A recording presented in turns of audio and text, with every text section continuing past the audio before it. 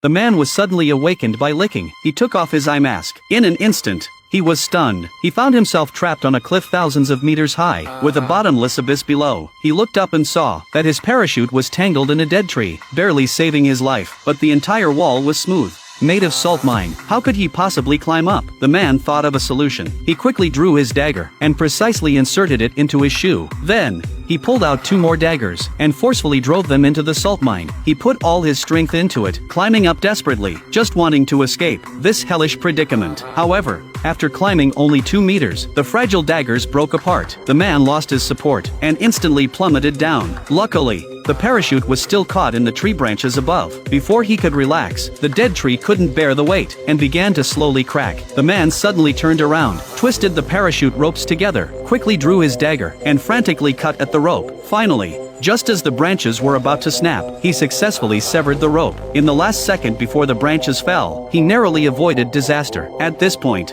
his left foot was on the bare salt mine, his hands struggling to hold onto the cliff face. Just when he was on the brink of despair, the man spotted a goat above him, licking the salt from the mine. This sight sparked a glimmer of hope in his heart. Ignoring everything else, he decided to mimic the goat. With a sudden push, he placed his hands between the cliff faces. Below him was the bottomless abyss, and the scene made his scalp tingle. If he lost his footing, he would be shattered to pieces, but there